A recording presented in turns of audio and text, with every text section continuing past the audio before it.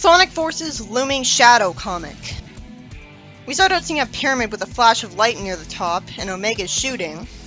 And he's lectured that he's supposed to be using stealth on an infiltration mission, but naturally he thinks he doesn't need that when he's so competent. Eggman using a pyramid base isn't original. Rouge is the one talking to him from a distance.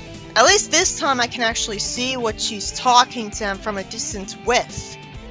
A Bluetooth drawn on her, unlike in the reboot. Omega causes explosions as Rouge somehow has no faith in him, because she thinks he needs to be stealthy when he looks like an unstoppable god right now. So Rouge is an idiot here too, although the comic might be foreshadowing some tension with how she doesn't have faith in him, because that's pretty common with this franchise. But she has no reason to not have faith in him at this point.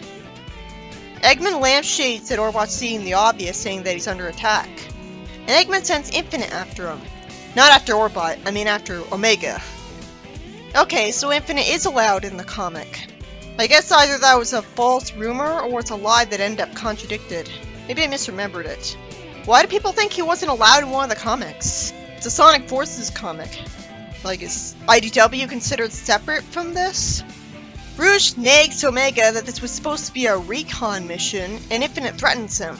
Okay, isn't Infinite's only power illusions? What's stopping Omega from shooting him to death anyways?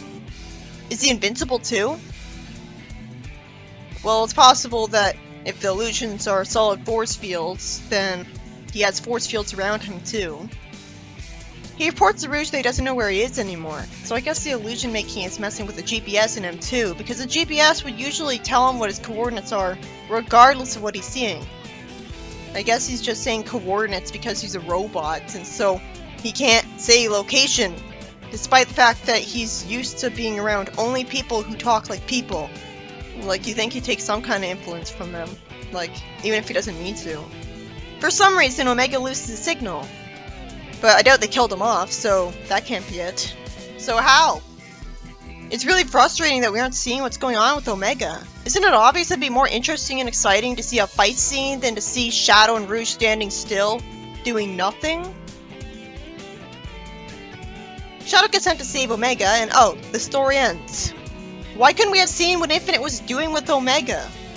That ruined the ending.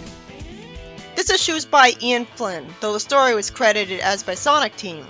It was about Omega being sent to Eggman's SC2 Pyramid base, and naturally thinking he doesn't have to be stealthy because he can blast apart anything. So why doesn't he blast Infinite? It shouldn't matter if he briefly confuses him by making him think that his surroundings changed.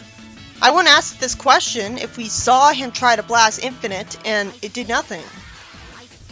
I forget, did Infinite have a force field or invincibility too in his boss battles? He was hovering, so maybe he was able to dodge all of Omega's shots because he thought to move in time every time. I mean, if you couldn't deal any damage to Infinite, then his boss fights would drag on forever. Maybe he just chose to give up because of boredom, instead of just telefragging Sonic to death by summoning an illusion where he is. Barely anything happens in this plot. So it's infuriating that we don't get to see what was going on between Infinite and Omega after they stopped having really boring generic dialogue with each other. Instead, all we saw was Rouge and Shadow standing still doing nothing. Are we ever gonna see what we got cheated out of? That was it. That was all that happened. At least these prequel issues are mercifully short, so I'm enjoying that while it lasts. The story was kinda boring looking back on it.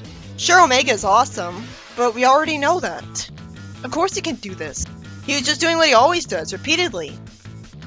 So there's no actual story being told that we need to see. And there's no interesting new setting to look at. You'd think in a story called Looming Shadow, it would be all about Shadow. I prefer Omega though because he's got a personality and isn't a walking plot hole. If this was Shadow, I'd be questioning why he doesn't freeze time constantly so nothing would ever be a danger to him, including Infinite, who he'd kill immediately. He'd like teleport him under the ground. My god, Rouge is an idiot. And so is Gun. Because why was Omega sent on this mission instead of Shadow? Shadow's the ultimate life form. How can Omega be seen as better than that? Especially better for a stealth recon mission. So this was just an idiot plot.